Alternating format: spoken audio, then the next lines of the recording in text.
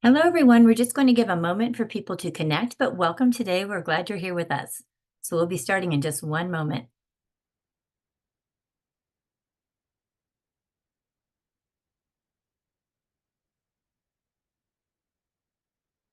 Hello, everyone, and welcome to our ISPCAN monthly webinar. My name is Jane Estes, and I'm the ISPCAN Knowledge and Content Development Manager and moderator for today's session. And engaging with you in the chat box during the session is Holly Malcolm, ISPCAN Membership and Marketing Manager. ISPCAN International webinars are always free of charge and cover diverse topics which are presented by subject matter experts from around the globe. These 90-minute webinars are designed to help our members and partners gain access to knowledge and expertise to inform care, improve practice, and drive policy change. All this is critical to help improve the outcomes for children globally. And because we believe that you should have access to all the information and resources available to support you in your work, we encourage you to visit our ISPCAN Knowledge Hub.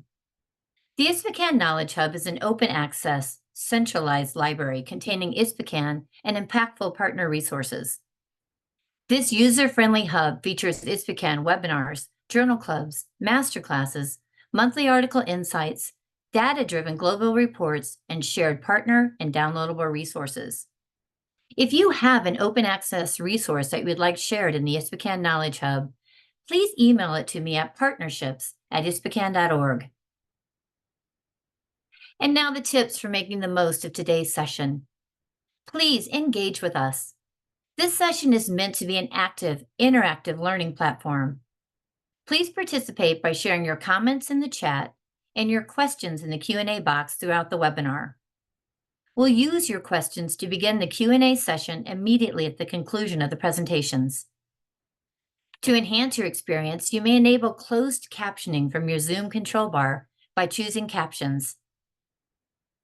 And now please take a moment to introduce yourself to other attendees, our ISPCAN team, and our featured presenters in the chat box. Let us know where you're joining from and your organization and your discipline. And as always, for joining us today, a recording of this session, the panel discussion, presentation slides, and links to all featured resources will be sent to you after the webinar. Today's topic, we are so excited to introduce ISPCAN's new Collaborative Response Framework tool for child sexual abuse. Now, more than ever, it's critical that we collaborate more effectively to deliver child-centered outcomes for children and families who have experienced child sexual abuse, and to reduce the secondary vicarious trauma for our frontline professionals. Today, you'll learn how to utilize the 12-step framework tool to build or strengthen a multidisciplinary collaborative team, even in low-resourced environments. We'd like to offer a special acknowledgement to the members of the Global Collaborative Framework Steering Committee, representing multiple organizations, disciplines, and regions of the world who dedicated their time and expertise to answer the question, in every community, with existing resources, how can we do better? Our key learning objectives for today's session are to share the backdrop for this project and to highlight the issues preventing collaborative responses, especially in low-resourced environments. To introduce the ISPCAN Collaborative Response Framework tool with a deep understanding of the 12-step process and how to adapt the tool to any community based on existing resources. And to help support best practices for developing a community action plan by utilizing the resource guide created from the contributions of experts across all disciplines. And now to meet our presenters. Pragathi Tamala, ISPCAN CEO and Executive Director. Pragathi is a senior-level public health expert and has been the CEO of ISPCAN since 2016. She oversees all program development, communication, strategic planning, and the operational and financial aspects of the organization. With a background in public health, she has over 20 years of experience designing, developing, and managing public health programs at the state, national, and global level. Pragathi has led ISPCAN through business model changes, launching a new practice-based journal, and has made major changes to the ISPCAN International Congress program. She's developed global public health campaigns and has overseen the development of advanced professional trainings and cutting-edge educational opportunities for ISPCAN members and partners. And Abby Newman, CEO of External and Global Affairs at Mission Kids Child Advocacy Center. Abby began her career as a registered pediatric nurse before practicing law for 19 years. As the founding executive director of MCCAC in 2008, she built the collaborative multidisciplinary team into a nationally accredited CAC. Mission Kids has provided services to 8,000 alleged sexually and physically abused children and is a leading provider of prevention education to adults and children, offering a wide variety of trainings to multidisciplinary partners and other child protection professionals to improve responses in cases of abuse. Abby is a past president of Pennsylvania's CAC Board of Directors and was appointed to ISPCAN's Distinguished Advisory Committee in 2021. Abby leads the International Steering Committee that developed the collaborative response framework tool that we're introducing in today's webinar. And now we'd like to get to know you. We encourage you to participate in a short Zoom poll. On your screen, you should see 2 questions that we would like you to answer. First, what region are you joining us from today?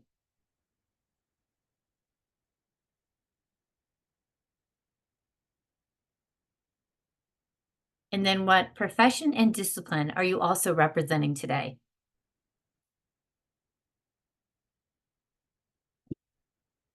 We'll take just a moment to let the poll complete itself, and then I'll share the results.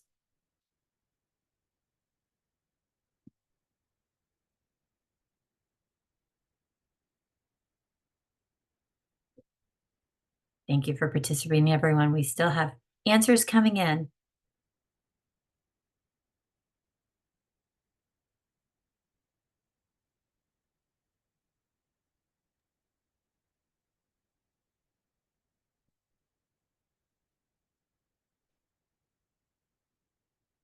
And can everyone see the results on the screen? We have representation from multiple regions. North America, Middle East, Europe and Russia, Central America, the Caribbean, Australia and New Zealand, who are in the middle of the night joining us. So thank you very much for that. That's Asia great. and Africa. Yeah, that's great to see some of our colleagues from even in the middle of the night joining us. Thank you for making the effort, because this tool really can be used everywhere. So we're really grateful to see everyone here. And multiple disciplines represented. I think that speaks to the strength of this tool and then the need for this tool and the multidisciplinary collaboration that we're really looking to engage with this session. So results of social work, child welfare agency, healthcare professionals, mental health providers, educators and school administrators, NGOs, religious and spiritual leaders, ombudsmen, government officials, lawyers, child protection committees and groups, and individuals from the community. So thank you all for joining us today, and we're excited to start the session. Abby, I'll turn it over to you. Thanks, Jane. Thanks, Pragati. It's such a pleasure to be here with everybody. Thank you for joining us wherever you are in the world right now and whatever time it is for you. We're talking about an ongoing project that we've worked on as a group for over 2 years. And it's one that I've been very passionate about as a member of the ISPCAN Distinguished Advisory Committee. And it's really been my honor to chair this steering committee made up of global experts of different disciplines who respond to cases of child sexual abuse to develop a collaborative response to child sexual abuse in lower and middle income regions. Slide. There we go. Globally, we know that the statistics involved with child sexual abuse are truly horrifying.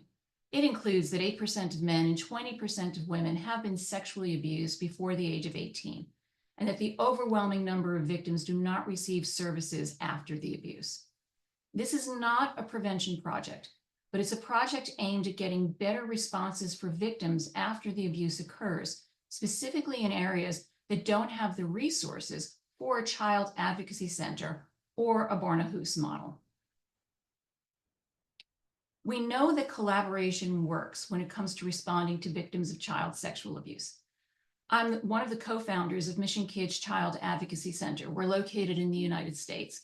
And for those who may not be familiar with the model of a child advocacy center, it's a collaborative model that brings together law enforcement and police, prosecutors, child protective or social workers, mental health, and medical providers all together to work with victims and their non-offending family members. When I helped to found Mission Kids in 2008, we saw firsthand in our community the difference that a collaborative response made to both the child and the non-offending family members. Within a few years of opening, a child sexual abuse scandal rocked Pennsylvania. Pennsylvania is a state of 13 million people, and so it's the size of a small country. Kids, I helped to develop child advocacy centers in rural Pennsylvania with much lower resources, and saw how these lower resourced communities could develop collaborative responses. So if these rural areas with a lot of poverty, even though they're in the United States, can do it, there has to be a way for lower resourced areas to develop collaborative responses as well. So the question that we worked on is, how can the Child Advocacy Center or Barnahus collaborative models, which have been shown and are evidence-based to work in high-income countries, be adapted to work in low and middle-income countries? Our project goal was to create a framework to support communities in lower and middle income regions to develop a collaborative trauma-informed response to child sexual abuse using resources already present in their communities. And that's the key to what we did. The Child Advocacy Center uses police, social workers, prosecutors, mental health, medical, victim advocate. Well, what if you're in a lower resourced area and you may only have 3 of these partners? Or you have different regional partners who might be able to collaborate that are different than what these established models use.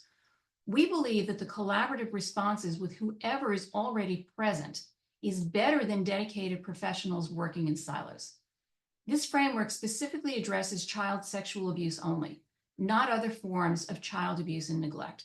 And we, as a steering committee, had a lot of discussion around this at the beginning of our project. But we ultimately decided that we wanted to focus on a specific segment of victims so as not to get overwhelmed and not be able to accomplish any goal, because the needs can really feel and be overwhelming at times. But the framework is specifically designed so that as you get up and running, you can include other vulnerable children as well.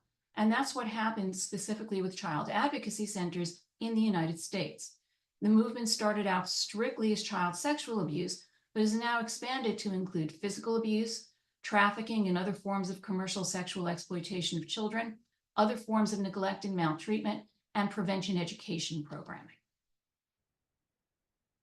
The key aspect, the uniqueness of the final framework, is its flexibility based upon the strengths within each community and the services within each community. So I want you to start thinking about that as we now start getting more in depth into the framework and the development of it.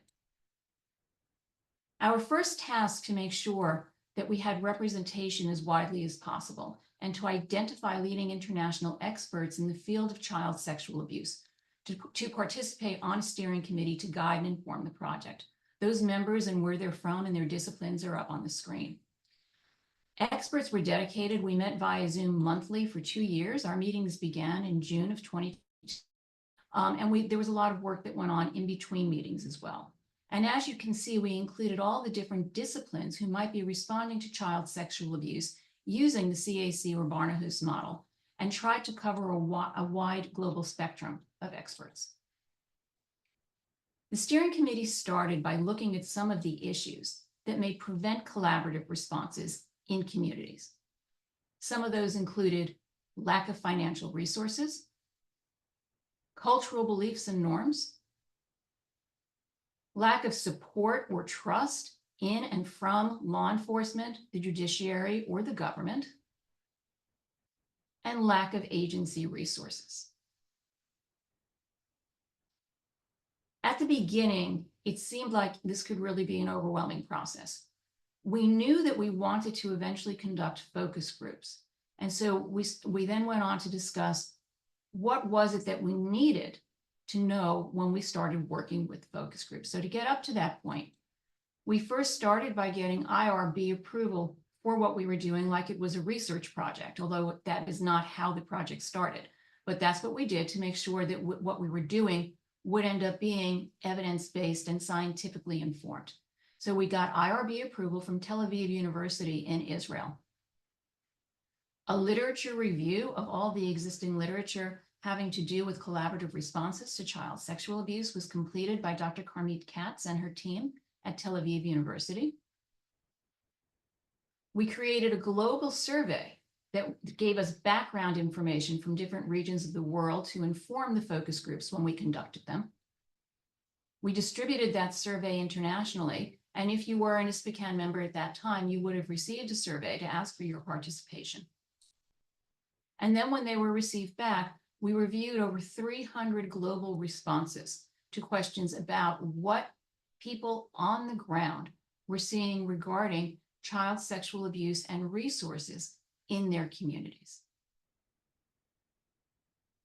When we asked for solutions that were needed to respond to child sexual abuse, these responses included a real need for training, a centralized child sexual abuse unit, more prevention awareness and empowerment, and consequences for offenders. I bring those up in particular because collaborative responses can go a long way in addressing these issues and help provide at least some of the solutions. Unfortunately, some conditions that we could not address and cannot, at least at this point, but I think is found worldwide, are funding and salaries for individuals who dedicate themselves for work in this field and working with the victims and families. But let's never give up hope. Someday it'll come. I have faith. What we also found from the survey results was that when we asked if there were adequate less than 30% said yes, or even somewhat agree, and close to 70% said they did not have adequate resources in their community to develop a collaborative response to child sexual abuse. But when we asked which entities are currently involved in the responses to child sexual abuse, we actually found that the same individuals found a lot of agencies that are all listed on this slide. Police actually were present in many places, different types of lawyers, government-affiliated child protection agencies, NGOs, healthcare workers, mental health workers, social workers. So all of these agencies that people acknowledged were in their region have resources. So if they can work together, there are resources that are present and identified from which to start a collaborative response. At the end of the survey, we asked if respondents wanted to provide contact information and potentially gather a focus group made up of all the various disciplines that we've been talking about. We followed up by email with everyone who responded yes, and on the slide in front of you are the areas, the regions, the dates that we had our focus groups conducted and recorded to dig down deep into what was available and what the feelings and thoughts and what they were seeing in each area. All of the groups were conducted in English, except for the Arab Israel group, which was conducted in Arabic and then translated. All of the groups included a variety of disciplines and some identified agencies, resources specific to those communities. An example, in Botswana, they had a local agency called Stepping Stones, which had a social worker, a child protective officer, and a group that provided parental support, as well as other professionals that were part of the focus group. The Balkans included a local NGO that runs a shelter for youth ages 3 to 18, a judge from a high criminal court, and a professor of criminal justice. The Ugandan resources included a teenage crisis center for counseling and a center that acted as a place for girls to stay for 3 months after giving birth. I'm giving you these examples because, again, I want you to start thinking about agencies and resources where you are that may not be traditional elsewhere for collaborative responses in the United States, but do work in your region and are there for you to work with already. All of the focus groups, as I said, were conducted by Zoom, took 60 to 90 minutes, and that's except for the Arab Israel one, which was conducted in person in that region. The first question that was asked of all of the groups and this was really interesting, is what are the resources currently available to children who have experienced child sexual abuse in your community? What happened in each and every one of those focus groups, though, is that these groups and these respondents, although we asked the question about resources, everybody and leaned on the problems that they had in their communities, what the problems were, what they did not have. And we let them talk for a while to really get this out of their systems and to support each other. And then we redirected them to talk about the positives in their community. And frankly, that seemed like one of the most difficult issues for everybody to overcome in all regions is focusing on the positives. So I've put that out there to all of you so that you remember when you get together as a group, by all means, act as a support group for each other for the issues and the problems that you do have and that need to be overcome, but then go back and focus on the resources. What is it that you already had? Focus on the positives. And I think that's a problem that we all have as human beings sometimes, is just focusing on those positives. You can see the other questions that were there, but the other question I do want to talk about specifically that we got answers from, the last one, how would justice be defined as it relates to cases of child sexual abuse in your region? And that was really interesting because while the first question had the same response from all the groups, this one had the most diverse response. And it ran the gamut of what would justice look like, from more punishments, jail time for the offenders, public humiliation, etc., for them, to simply, from the child's perspective, an acknowledgement that harm was done to them and an apology. I found that to be really powerful. And again, want you to think about that as you think about justice for children in your community and what really means the most to the children.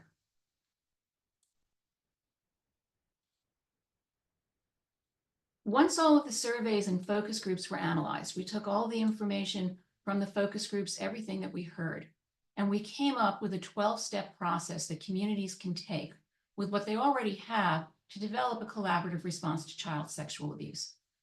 We began with a caution to make sure that everyone knows the laws of their community.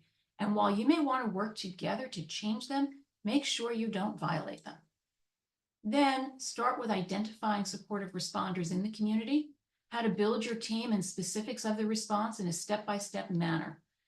It's designed, the framework is designed so communities can skip parts of the step, like resources which are not available to you, like medical, or in some communities, law enforcement. Those are the first 8 steps, and we'll talk about them a little bit more in detail. The last 4 have to do with evaluating how your response is working, because you need to take a step back once you get going, make sure that it's all working well. And then I'm sure everybody is going to want to tweak, change, adapt your responses to fit what it is that you're seeing. And that's really the way that change works and the way that protocol development and policies work best.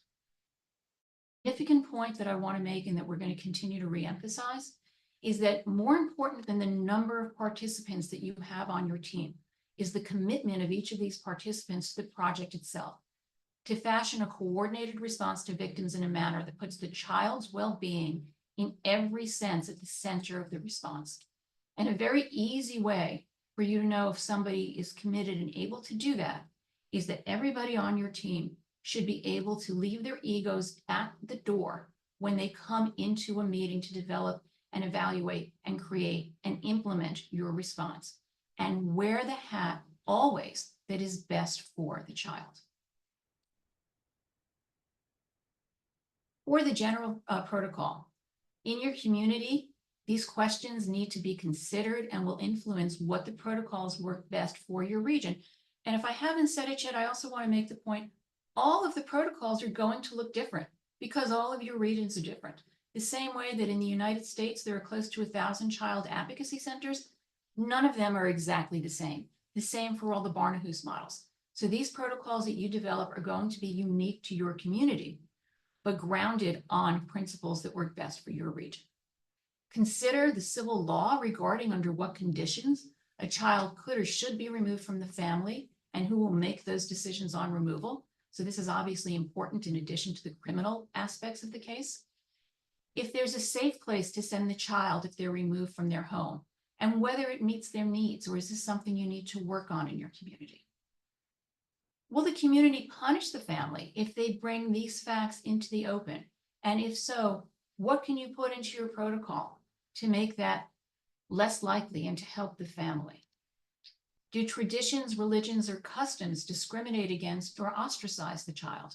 And again, how to work around those? And will customs influence if parents want to settle the conflict rather, with the perpetrator? If so, under what conditions? And if that happens, how can you still continue to support the child? These are very different situations that may or may not exist in your community and will be part of shaping the final protocols, again, to meet your specific region. They can all be responded to and addressed as long as you discuss them openly and honestly. I also wanted to briefly talk about some thoughts to keep in mind if you do have specific team members that you're able to add to your team. To provide a medical response, you can look for either physicians or nurses who've received specialized training in responding to children who've been sexually abused. And you may look for them in hospitals, clinics, or other facilities in your area. If there are none in your area, locate the closest facility where you might be able to send children in an emergency. If possible, think about a medical care plan built on the help available to you. Create plans and processes that should be followed when a child who has been sexually abused must be sent to different places for testing and care.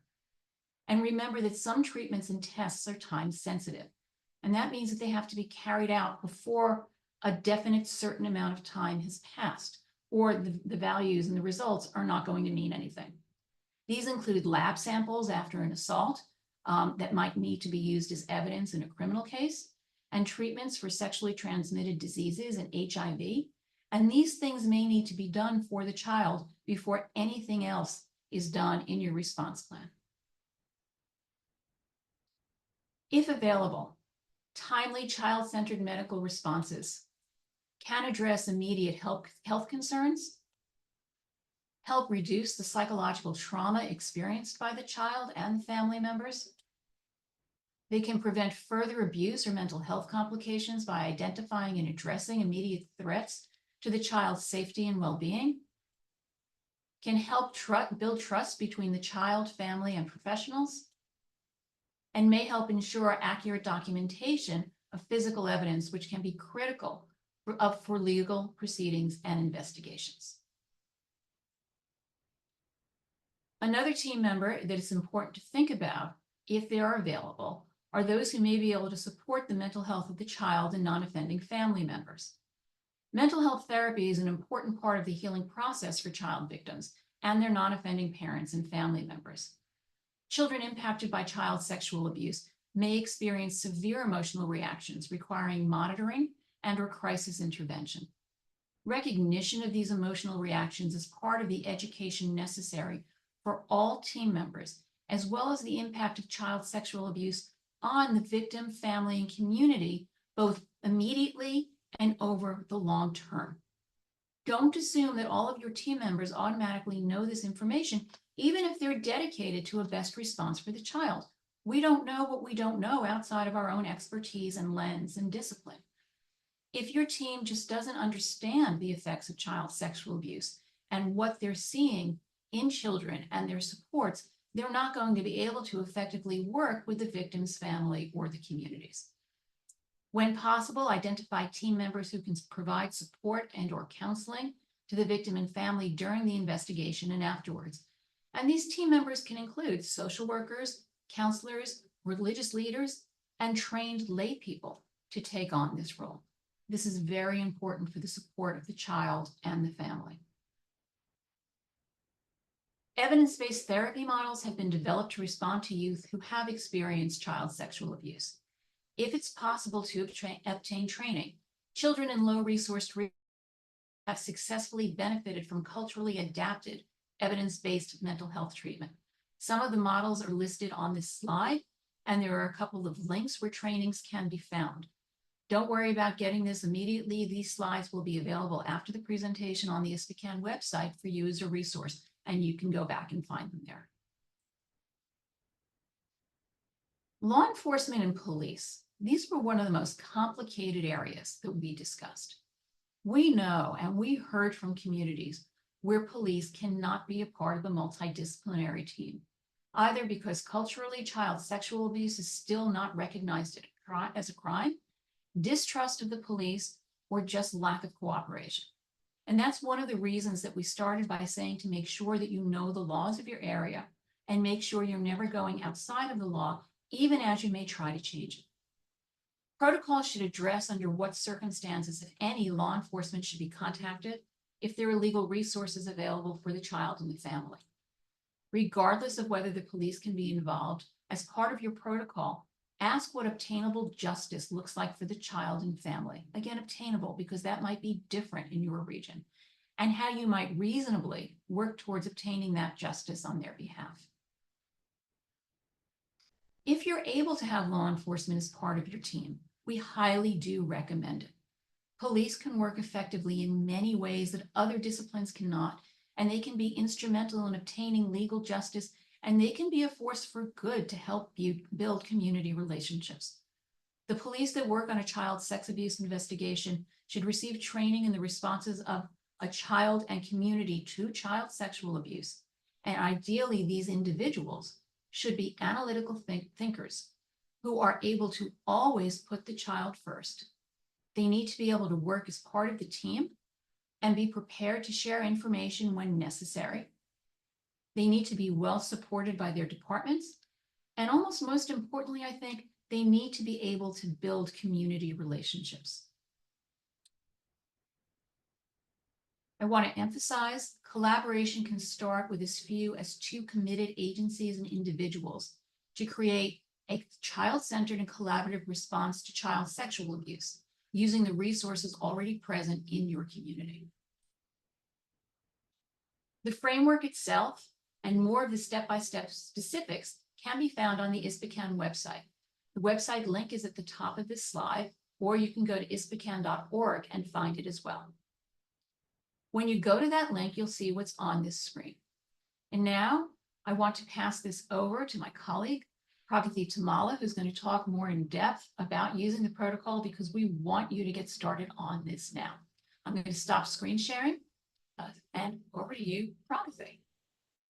Thank you, Abby. I really appreciate the overview, and I hope that for people listening, you understand that the 2 years that we took to really carefully look at as many aspects as we could, because we really understood that, you know, CAC models are amazing, but they just don't exist in most communities. And the resources that it takes to create that type of collaborative response is not always practical in a lot of communities. But we want to really focus on what we do have. And as Abby said, to make the most of harnessing the resources that do exist so that we can move forward to build a collaborative response in response to child sexual abuse, and that we can make a difference by working together. So I again want to acknowledge the 2 years it took and the many people on the steering committee, those of you who I see also here who participated in our focus groups, and our members who also helped us with the survey responses. I want to shift gears now and talk a little bit about the practical aspect of how do you do this? How can you start to use this tool?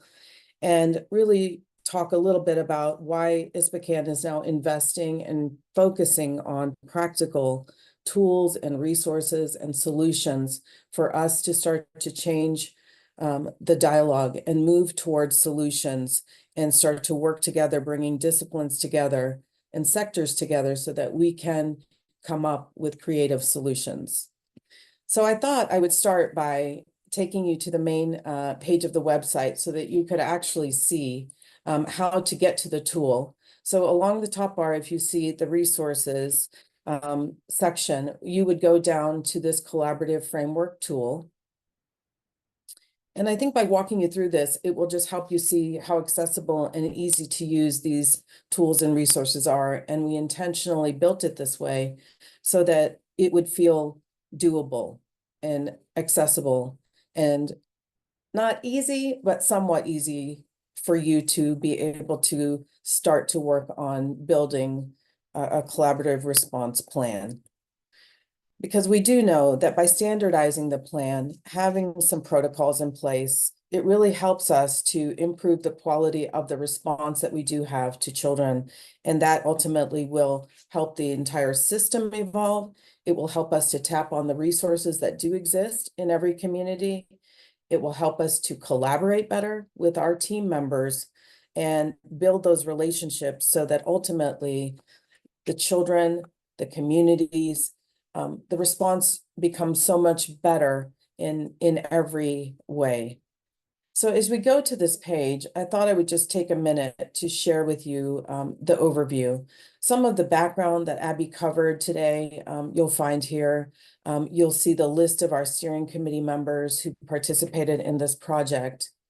And then the page is organized in such a way that, you know, we give an overview of the framework, what the ultimate goals are, what our ideal child-centered responses are that we're aiming towards by building this plan and this tool through the framework.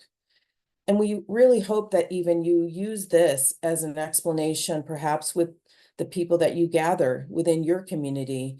You can use our website as a way to explain what we've done and why, in addition to this webinar and the PowerPoint that we also are going to share with you.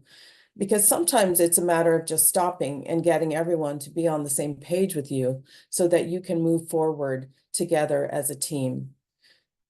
We know that creating a collaborative response is not exactly easy, but it is possible. And as Abby said, we can start with the existing resources that we do have. We don't need to focus on what we don't have, whether it's additional resources or the police who are not as involved as we would like them to be, but we can harness our strengths and start from that to start to build out a plan. So as we go down this page, I want to just explain to you how the page is set up and how we would start to use this tool. So first thing is we would ask all of you to review these 12 steps of the framework that Abby touched on that involve all of the key elements to building a plan. They are broken out down below here, as you see. Each step has a little bit of a description that I will show you really quickly. And then you also have resources where you can download the full plan and print all of the details. And I'm going to show you that as well next. But again, we want to start with step one, which is know what the laws are. And maybe this is something that you might need to Google if you're not familiar with it. But laws can be a really big tool, an asset to understand who is responsible for child protection in your community, state, or country. Is it funded? What is the response that's supposed to be happening, whether it is or not? Sometimes that knowledge can be a great resource for you to know and understand. So we encourage you to learn about that as step one. Step two, as Abby said and explained, is about looking at who do you have in your community? Who are your people of strength who are responding or who you know exist who might be leaders in the community? Maybe they're not the traditional child psychiatrist that most communities in rural areas and small areas do not have, but maybe you have religious or spiritual leaders, community health centers, you have child helpline representatives. This is what we want you to just stop and think about from that perspective of who do you see as really strong leaders in your community? Maybe it's a parent who is an organizer and is really able to be a leader of the community. But to identify who those people are will help you to start to think through the plan. The third step then is talk to them and figure out who are these people are willing to commit to being part of this core team of responders. Again, we only need 2, but maybe you have 4 or 5 that you can start to talk to, and then maybe they know a few other people who they think are longstanding community citizens. Maybe they're doing work that you're not familiar with, but you can invite them to also be part of the plan. And again, this goes more into detail with the questions you might want to ask, how to set up these conversations and make sure that all of you have a similar goal and objective that you're trying to accomplish. But this is the step 3.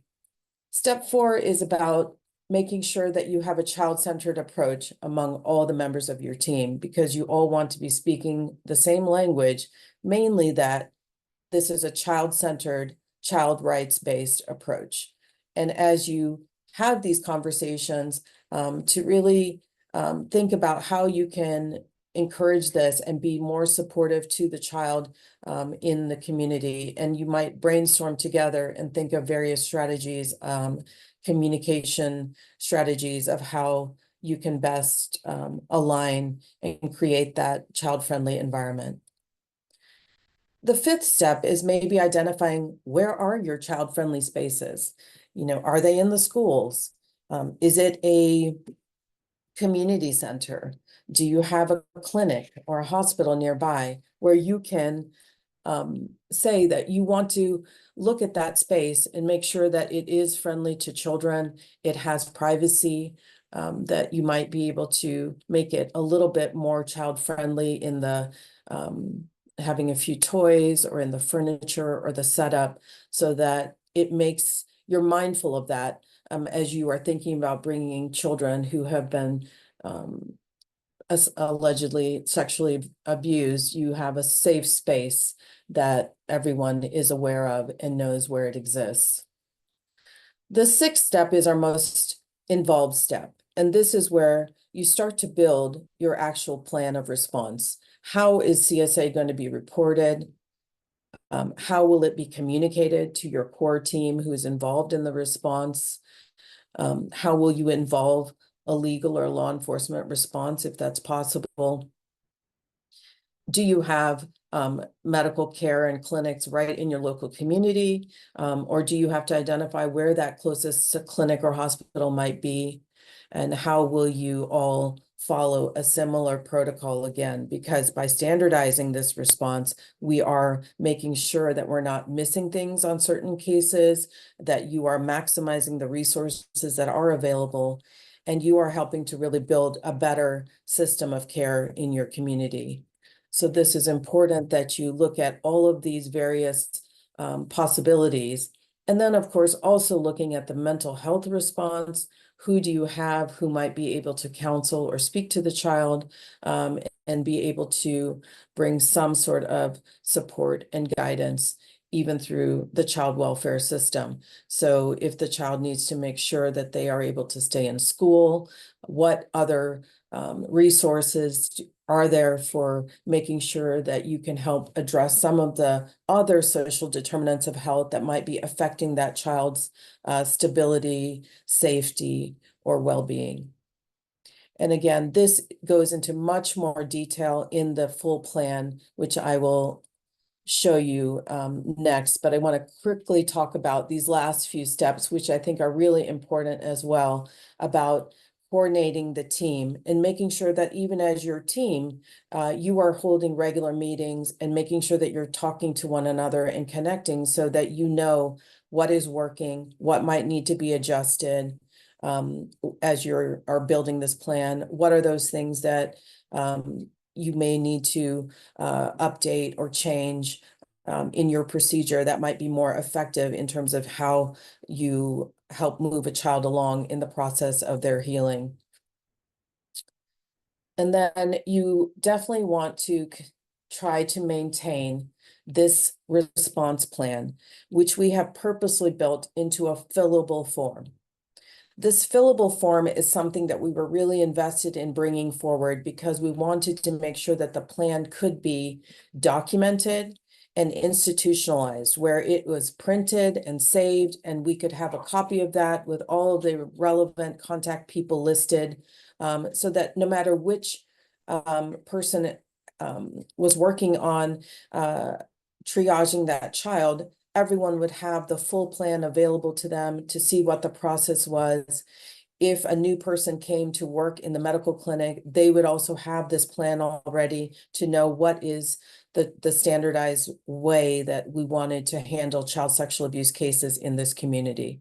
So this plan is something I really am going to spend a little more time on, showing you how we've created this fillable form and how you can not just use it, but also continue to update it and adapt it to meet your needs. And then, like with any plan, it needs to have a moment where you look at it and revise it to think about, is it really meeting all of our needs? Are there some gaps that we need to address? And if so, how do we go about addressing these gaps? And with this, I'm also going to talk to you about a third thing that we developed with this framework, which is the resource guide.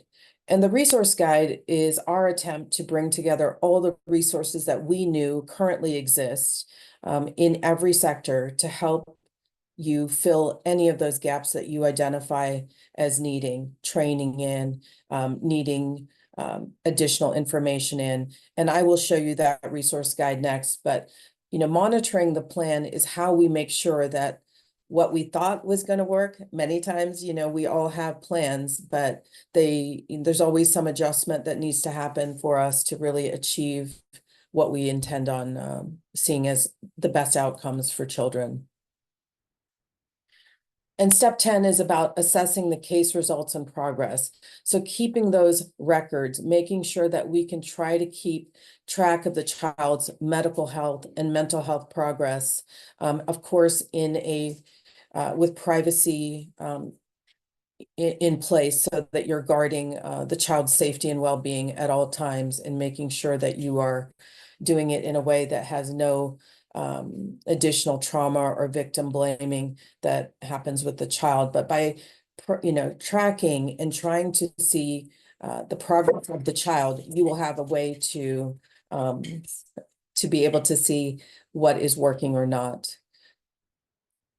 And then the 11th step is about reviewing the plan on a regular basis, which I did touch on earlier. So we want to make sure that any plan, maybe it's annually, maybe it's every 2 years, that you start to look at, do we have even additional resources that have come into place? Are people hearing about our plan now and even volunteering to do more, or seeing the benefit of this in the community where we may have identified additional funding, additional resources, additional people who are willing to help that we can also add into the plan?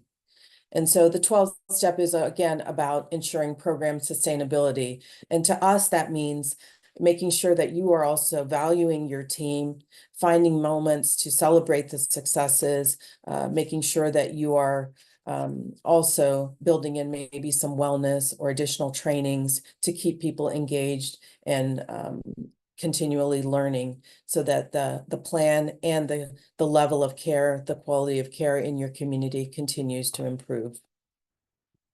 So those are the 12 steps in a little bit more depth. And I want to just take you back up to the top of the page. Apologize for the scrolling, but here is where you will find all the supportive information. So to see the entire collaborative response framework, when you click on this button, it will take you to the overview, the entire document that Abby went through. You will be able to print and be able to use and share with all of the members of your team. And each step we go through in depth about how and who you might consider to be the responders on your team. We make suggestions about the language, the approach, and what needs to be considered at each step. But again, each plan will be customized to each community based on your strengths. No two plans are going to look the same. And maybe, as Abby said, you don't have lawyers and mental health professionals in your community, but you may be able to identify other strengths that you want to build into your plan. So this step-by-step plan in depth will give you ideas on how to build a plan that works for you and for your community. So if we use this back arrow, we can go back to the main page.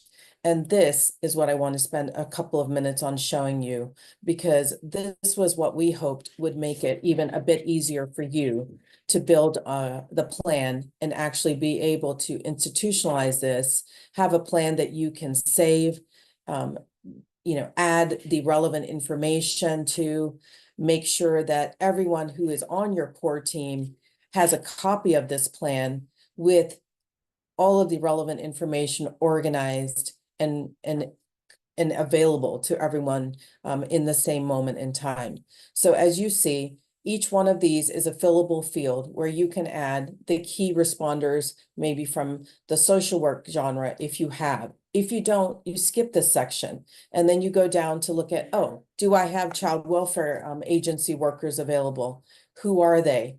And these again are, these can be updated. Perhaps the person who was originally working in this child welfare agency, next year when you review the plan, they change. It's no longer John Smith working there, but you can update this with the current person's name, their phone number, their email. But again, this helps us have a roadmap. It helps us to develop and build a plan that will work and could be maintained and easily saved, updated, and printed.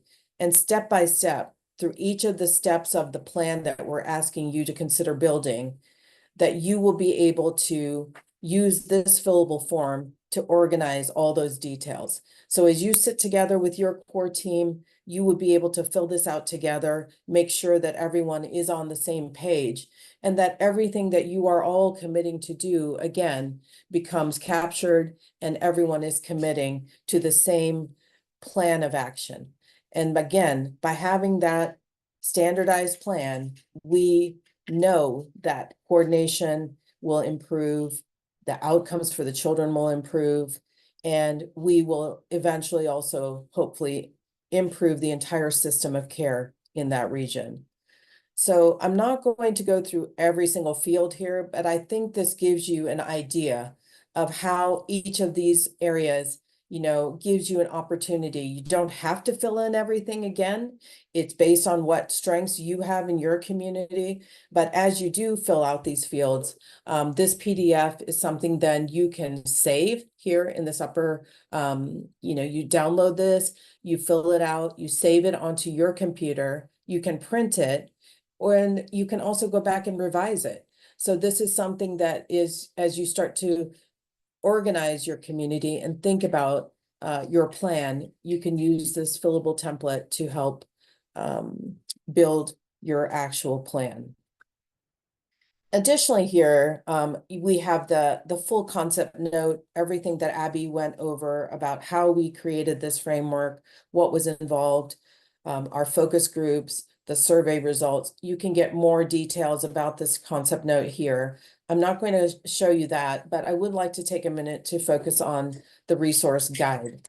So the resource guide, again, all of these are downloadable. You can save them, you can print them. And most of all, I'm not sure if I mentioned, but this is all free. This is free to anyone and everyone. We want you to use it. We want everyone to start where they are at, do what they can, and start to build a plan of action. So this free guide and resource is something, again, please use it and let us know how it works. But this response resource guide, I also want to point out to you, was put together by our steering committee of multidisciplinary professionals, because our goal here, this is a living document. We know there's even more resources and tools out there. We put together what we knew about and what we thought would help you fill some of the gaps that you might face in trying to respond to child sexual abuse. We are trying to, again, make it as easy as possible to put everything in one place where you can see the organizations dedicated to child protection, their contact information, their websites of our partner organizations who also have many great tools on their websites.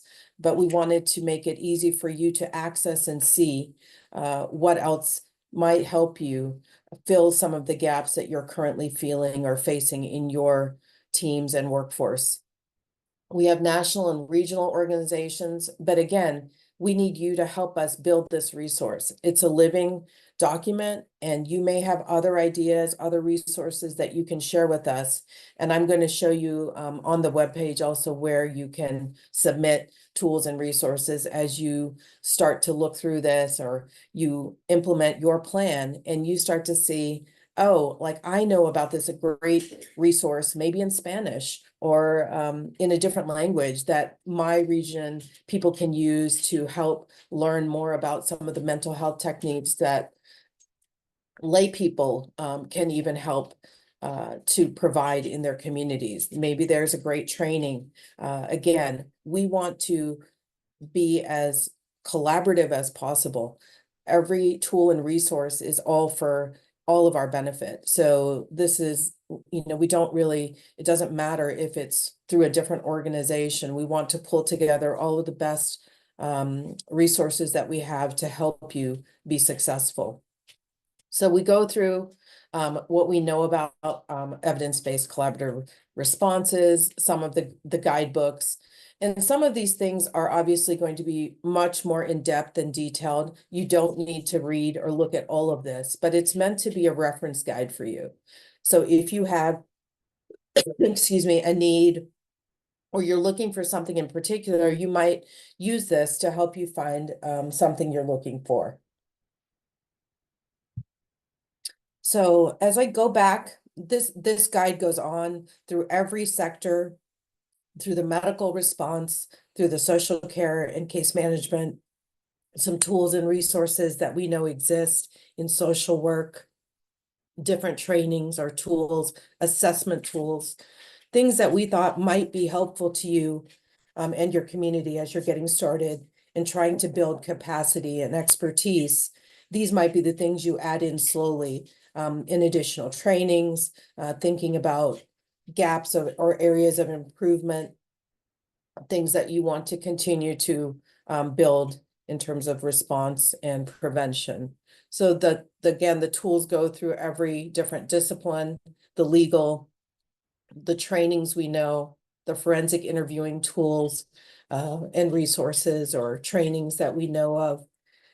And again, this goes further into depth on all of these topics, but we really would like you to see this as maybe a dictionary that you reference when you need something, but it's not something we expect you to really look at and know back to back. But as you get started, again, the one thing that we would like you to do, this is a free tool, as I said, but we would like you to please fill out this user agreement. And it's our electronic agreement that just tells us that you're using this tool, that you are thinking about building a plan in your community. It helps us to stay in touch with you if there are some updates being done to the tool, if there are any other additional information that's coming out about our collaborative framework tool. We want to be able to stay in touch with you. We would like you to be able to ask us questions. So if you do have an additional idea for something that we could put in our resource guide, or you have a question, please contact us using this link here. But again, I'm going to stop here with just by saying that our ISPCAN working groups online are also another great place for us to share and continue the dialogue. So if you do have questions as you're building out this tool, or you want to share with your colleagues an example of your plan, we would love to see that. We would love to see how it's working for you, what maybe if we missed anything, if there are any gaps that you notice, we would like to be able to see those and address those. So that's it for the webpage and for my overview. I just wanted to take a minute and again thank our steering committee, who we would not have been able to do this 2-year project without. Some of them are here today, and I would like to invite them to join our Q&A session if you have specific questions also about different sectors or the response specifically from different sectors. But we would like to now just turn it over for question and answers. So I'm going to turn it back to Jane and invite our steering committee members to also join our Q&A session. Thank you all very much. Oh, Warren, thank you to Abby for such a great background and assessing the needs for this tool and laying out the foundations that this project started with and how we engaged through focus groups and surveys and to this really distinguished group of steering committee members. And so thank you for that background. I think that really set the tone. And then Pragati for going through the tool and the page and all of it's been an overwhelmingly positive response. I hope both of you have had a chance to look through chat. So before we go through Q&A, I just, I think that the positivity has been so strong. And I think that the fact that it's an open access tool has also just been so greatly received by the participants. So again, thank you to both of you. I just wanted to point out too that on the page, the documents that are there are also everything that was included could help you possibly to apply for funding as well, which is why the concept note and the framework printouts are there as well. So if you're trying to apply for some funding in your area to create these collaborative teams, hopefully you have everything you need on this page and downloadable. But if not, don't hesitate to reach out to us as well if we can provide you any additional assistance in that area. Great. So with that being said, I'd like to start on Q&A. And again, I also want to thank the audience. There was some great, powerful information sharing that was happening in the chat. There were connections being formed with people in the same regions across disciplines of how you can work together in your community. So that was just incredibly powerful as well.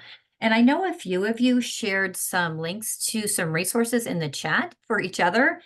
And I do encourage you, Pragati showed you at the bottom of the page is a way to submit some of these resources to us as well, that we could add them to the resource guide. I know, Selena, you'd mentioned some tools around engaging faith-based actors, and that comment was pretty prevalent that in many regions, it really is the faith-based community that begins this process or drives this process for really getting the help that victims need. So again, any of those resources that you shared in the chat, please fill out that form and send to us as well so we can add it to this living, breathing resource guide. So there were a few questions in the chat. I'm kind of going to start there before I move over to Q&A that spoke to children with disabilities. And, how knowing that they tend to be some of our most vulnerable populations, how this tool, can be utilized to make sure that they get the resources that they need, or would you advocate for a different plan for children with disabilities within a certain community than you would for other children who have been victims of child sexual abuse? So whoever would like to weigh in on that. I can start with that. I think that's a great question. Again, so the background on the project is that it's based off the Child Advocacy Center and model. Barnahus model is based off child advocacy centers as well, and it's the model that I know best. Within our CAC model, it absolutely can be adapted for children with disabilities. So when you build your collaborative response, start with the basics. All right. So children with disabilities are certainly a group that you need to take into account. But first start with who are the members of your community who are going to be dedicated, put the child first when you sit down and work on your protocols. Start your protocols generally, and then say, okay, what do we need to do to adapt, tweak, modify the protocols if we have a child with disabilities? And that is probably going to be, again, have different subsections and tweak some more depending upon what the disability is that you're talking about. So no, I would not advocate for different protocols to come up with. I would advocate for the same. And if I could, I see there are a lot of questions in the Q&A. I just want to clarify something that might address some of those questions. What we're talking about with this project is going with the resources that are currently in your community, and systems change. So when you bring together those individuals who are willing, who are able to work together, you're going to be developing protocols that will change those systems. That's going to go towards sustainability, which is why I went through the slide about police. Say, if you can have police in your community, what the individuals working on your committee, what attributes they should have from law enforcement. and that their department should be supportive. Because part of your protocol will be to change the police response. Perhaps it's when there is a mandated call, which was one of the questions under mandatory reporting, and it goes to the police, that before the police go out and speak to the child, your protocols say that they're going to speak with a social worker first on your team, and perhaps you'll go together so the child and the family are not traumatized. So different issues can be addressed at the same time. So that's going to depend on your current systems and how you can change them depending upon individuals that are in on your group that are collaborating together. It's a lot of information, and I'm sorry if I just created more questions with those answers. Thank you, Abby. Actually, I think it was very important that you brought up that point, and I think it did answer some questions. And if it brought up additional ones, that is why we're all here. So, so I'm going to start with the Q&A now. There was a question about using the tool in regards to when children are removed from a family where they've experienced abuse. How can when we build this collaborative partnership, how can we make sure that they aren't completely disconnected from the safe family members? I'm wondering if Elmian might want to take that one as our social work expert. Thank you. And actually, after this, I have to leave because I have another meeting. All I can say about that is that once a child is removed, it's important to make sure that the child remains in contact with family who, like you said, is safe and supportive. And there's different ways of doing that can be discussed with the family in terms of supervised contact, for instance. So I think that's the best way to find out who's the family that's supportive, how can contact be maintained and supported in a way that still protects the child from the perpetrating family member. And I think that it's as simple as that. Thank you, Elmian, and thank you. I know that you have another meeting, but thank you for joining us. Thank you. Bye-bye, colleagues. Bye-bye. And thank you. There was a lot of questions in regards to funding, and again, I think the point that we've all tried to emphasize is creating this framework. We were sensitive to making sure that it was executable and low resource environments. But the reality is some of this training and some of the sustainability of some of these collaborative teams, would benefit from funding. So any thoughts on that? I know it's something that, we face in every community, but in low resource areas, this is obviously much more of an issue. Sure. So those are very good questions. And I know that there was a comment along those lines that USAID and UNICEF have spent funds and then they can't be sustainable. What we attempted to do with this framework is to make it work not only from the systems change level, as I was talking about before. As you make the change, it's going to change your systems, but it's also at the same time going to be working from the bottom up. So you're going to be starting with people who are on the ground as well, who know what the responses are that need to be changed, why they may not be working, and brainstorming together how to make better responses. You can do all of this without having additional resources at the beginning. As you become more developed, some of the resources in your area, again, you'll see that are there. You might end up with a model that could be based out of a government building that's made to be child friendly.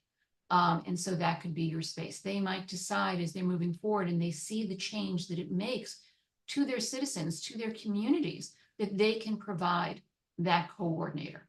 So the systems that you're changing, the on the ground work that you're doing, it's becoming community based. It's coming from the community. It's not coming from ISPCAN. It's not coming from me and my CAC. It's coming from all of you, your regions, your people. And then you will be able to find ways, I guarantee, to keep it going and moving forward because you'll all want to do it. And then as you find funding along the way, there will be grants that open up. Those will be great. Of course, they'll help. But it doesn't mean that's the point. It doesn't mean you can't not do anything without having that funding in place if you look at what you already have. I really don't mean to be dodging the question with that. The point of what we're trying to do with the framework. Yeah, and if I could just add there, and I think there is also a couple of legal questions we can pose to Diane and Renata, but you know, by starting to have this plan, and as Jane said, all of these tools and resources we made available for you so that people can develop their plan and potentially apply for additional funding or grants in your area. We've tried to make it easier so that as you start to collect some evidence or data, start to evaluate your plan, you show the merit of it. And that's how sometimes we can, again, bring funding into the equation. But we have to start somewhere. And this plan does not take any additional resources. It is about capitalizing on what you currently have. Perfect. Thank you. Well said, both of you. We intentionally, for the steering committee, made sure that there was a strong presence of judicial and law enforcement. And we're so lucky today to have 3 of our steering committee members with us who represent those disciplines. So, again, we had questions about engaging law enforcement and best practice around that. And I'm just curious if the 3 of you had brief comments on why you felt compelled to be part of the formation of this tool and around best practice for engaging law enforcement, especially in some areas where, that's been a void or that's, has presented some contention. So I think we have Diane, Chris, and Renate. So if one of you would like to comment.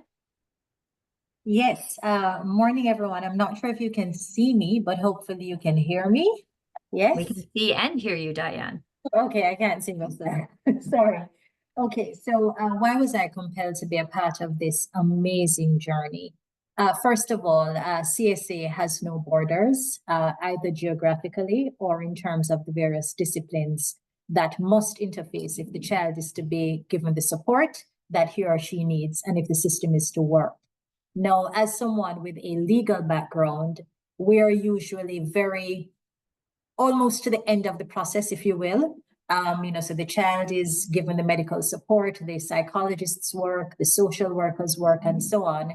And then when the child has to engage with the legal process, that's where, the lawyers and the judges tend to be injected in the process, certainly in my jurisdiction. This collaborative framework, I think, shifts the dialogue in the direction that it needs to be shifted. Because if we're having an infusion of all the disciplines, understand, first of all, what the best interest of the child demands and understand the interplay of system, then we will ultimately get the best result for children. In terms of best practice and how we can encourage jurisdictions that may have a legal framework that is a little bit more reluctant to be at the table up front, dialogue is always a great way through the door.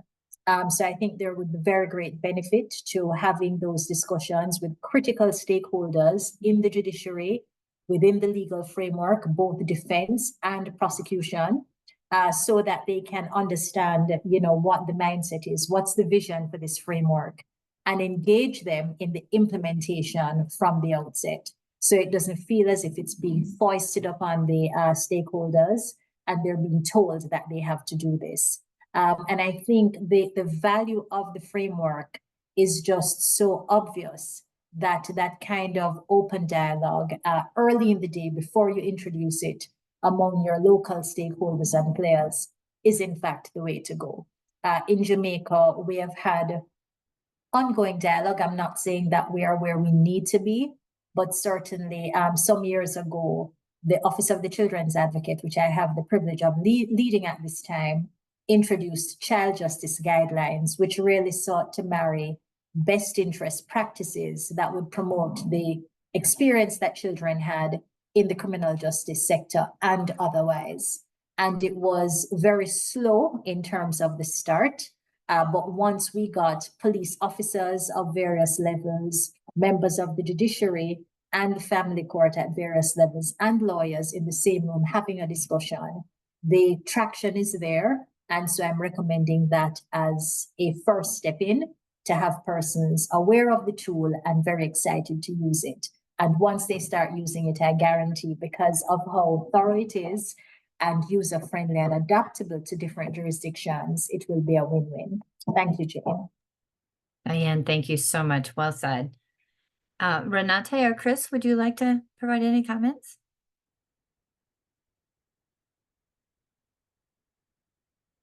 can you hear me also? We can, Renate, thank you. Yeah. There is a small problem that I would like to tell from the very beginning, because first of all, it is very clear there's also judges, and I am one. Judges have the best interest of the child as a priority. But, and this is the big but that everyone should think about when deciding about involving the penal justice system in a case. Penal justice has its prerogatives and its difficulties. Penal justice is very much bound on procedural rights and duties. And these procedural rights and duties are not always child-friendly. Even in countries where you have a special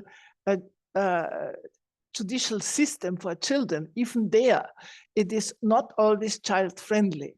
And in several countries where I have been, I would rather recommend to look, first of all, if there are possibilities to solve the child and the issues of the child and the family in a way without the penal justice system. If it's not really criminal, if the behavior was not really criminal, of course, otherwise it's not possible. Then to look, first of all, to police and to the judiciary, because that can be really harmful for a child, because the child has to be a witness.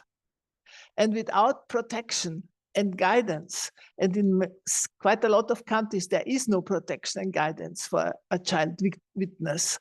The child can be easily re-traumatized and then rejected by the community. So I would implore you to, first of all, look in what is the criminal justice and the family justice able to do before I address them. I'm speaking, so to say, against my own profession, but we are bound by rules. And even if I am very much interested in the best interest of the child and I do my utmost, I cannot bend the rules.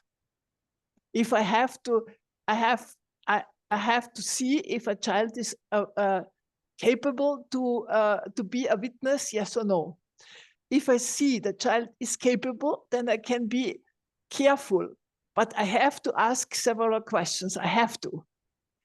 I will try my best to do it in a way with the assistance of a specialist or with the assistance of a psychologist, if there is. But I have to. The only one thing I can spare the child is to say, okay, I think this child is not capable to be a witness because of his psychological situation, but then I risk to have to acquit the perpetrator if I do not have any other proof or witness. This is always the risk with the penal part of the justice system.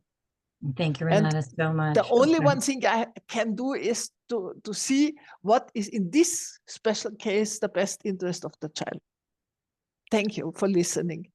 Renata, that's why you were so invaluable to the steering committee, because you pushed, us to always try to avoid the penal system and to, have such child-centered legal proceedings, when it actually came to that. So your perspective is always so invaluable. So thank you very much.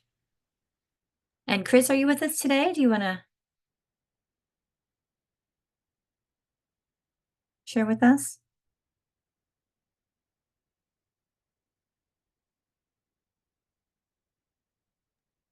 You might need help unmuting, Jane. I wonder if he's stuck. While Well, are you there, Chris?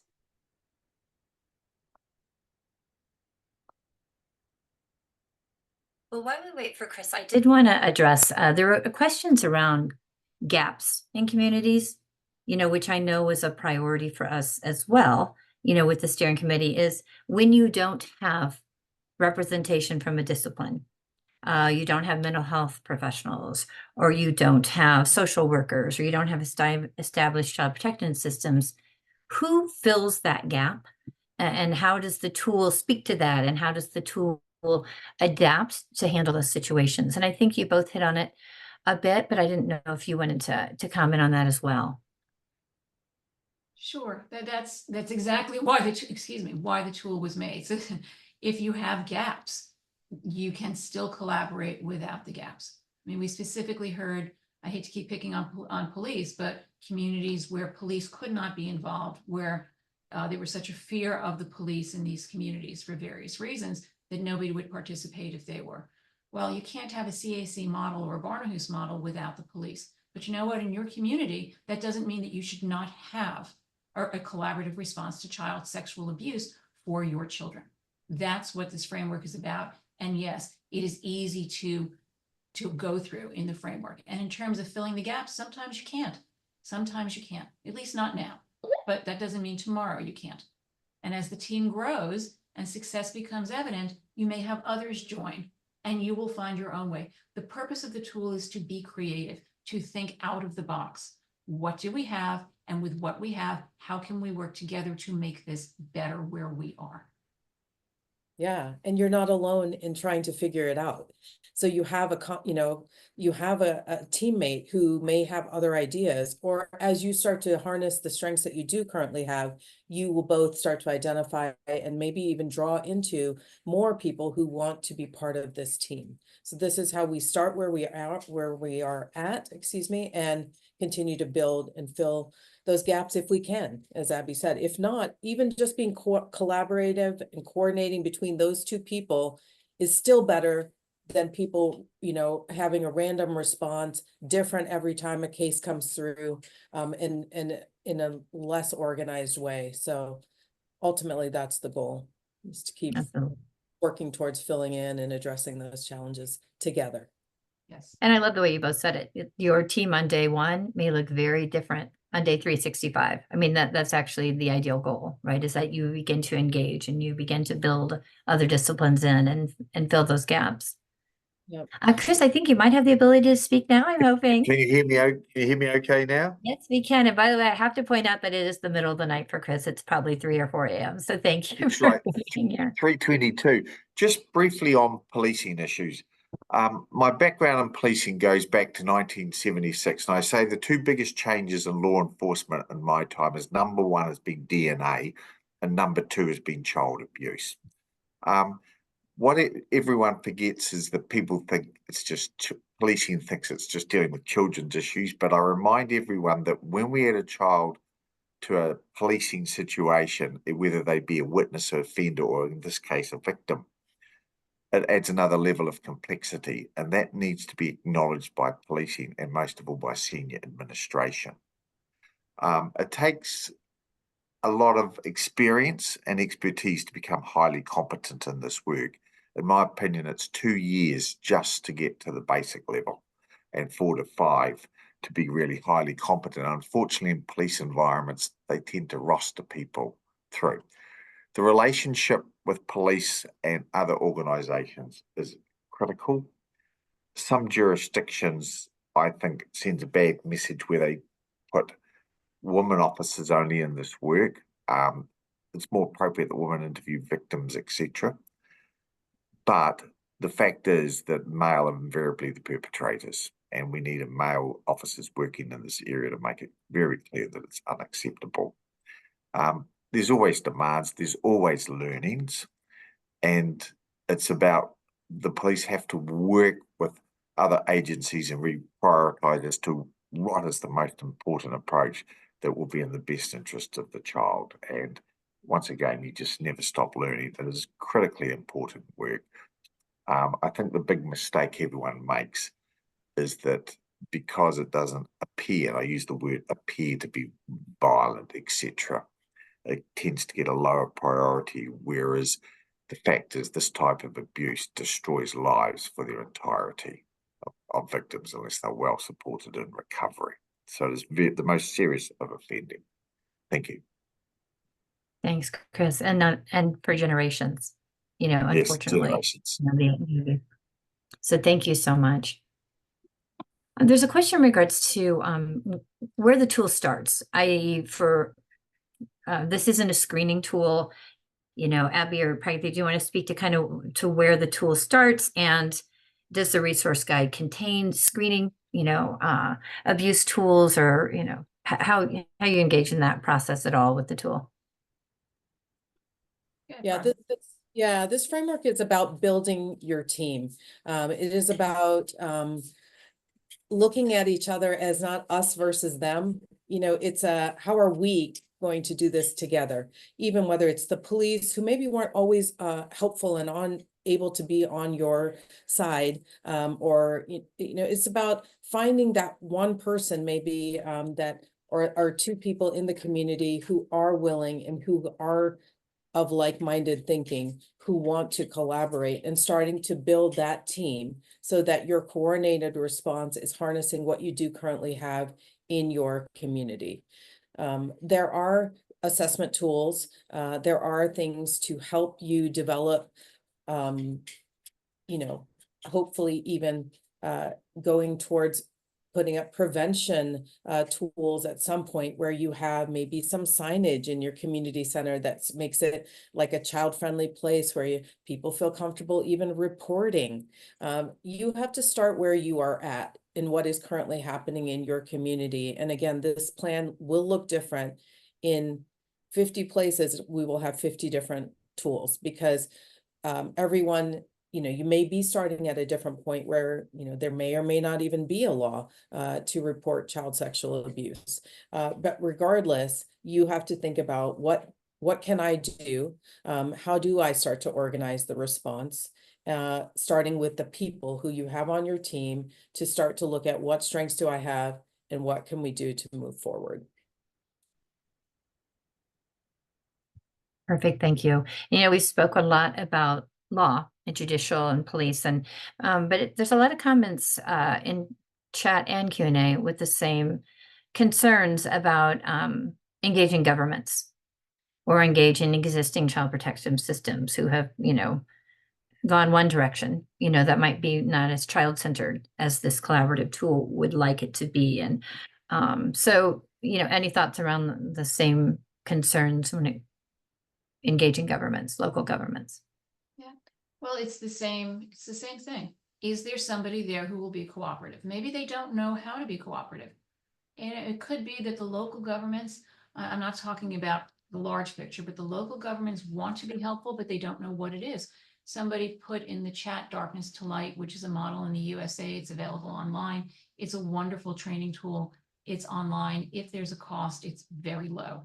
But yes, you can, if you can engage them, you should engage them. What we found locally is that our government officials really knew nothing about child sexual abuse. They didn't know the prevalence. They didn't know the signs and the symptoms. They didn't know the long-term effects, certainly. And once they really began learning and hearing about it, because I did see comments in the chat about how it is a crime of shame and it's not disclosed. Absolutely true worldwide. When they began to understand that, they had a very different lens and focus at which to look at this problem, much less what they saw right in front of their noses. If you can engage them, yes. If you can't, think out of the box and find a way to do it anyway to make it better for that child and family.